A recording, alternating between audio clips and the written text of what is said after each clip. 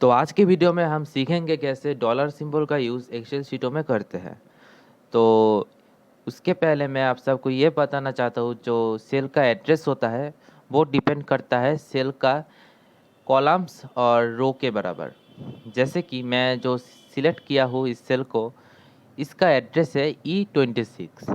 वैसे ही अगर मैं इधर सिलेक्ट करूँगा तो इस सेल का जो एड्रेस होगा वो होगा G24।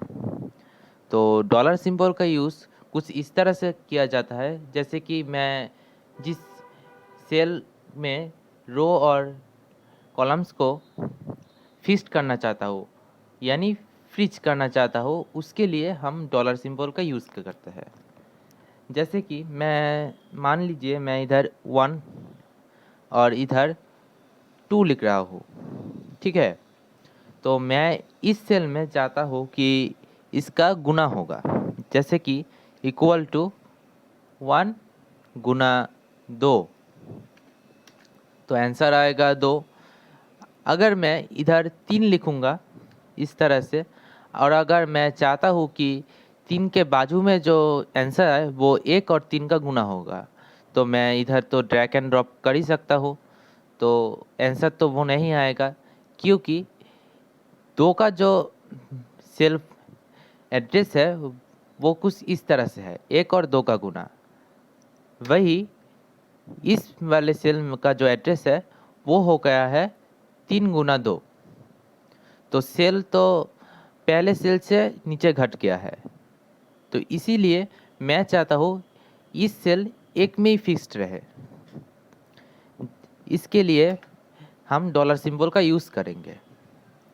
तो मैं 2 को सिलेक्ट करूँगा और उसके बाद मैं चाहता हूँ यहाँ पर जो 25 सेल है, मतलब ये जो रो है 25, इसको मैं फिक्स करना चाहता हूँ। इधर मैं डॉलर सिंबल का इस तरह से यूज़ करूँगा और ये हो जाने के बाद इंटर प्रेस करूँगा और ड्रैग एंड ड्रॉप। तो इस तरह से आ गया है हमारा आंसर। और अगर हम चाहते हैं कि एक के बाजू में अगर मैं 5 लिखूँगा और 5 के नीचे जो आंसर होगा वो 5 और 2 का गुना होगा, तो इधर हम ड्रैग एंड ड्रॉप के साथ कर ही सकते हैं, पर आंसर वो नहीं आएगा। इधर जो आंसर आया 10, वो आया E25 और D26 का गुना। तो मैं चाहता हूँ D26 नहीं, इधर आएगा C26, इसका गुना आएगा। तो इसके लिए हम सबको एक फिर से एक डॉलर सिंबल का यूज़ करना होगा। तो यहाँ पर हम चाहते हैं C को फिक्स्ड करें, तभी आंसर आएगा इस तरह से। अब देखिए 10 का जो सेल एड्रेस है वो 5 और 2 का गुना है।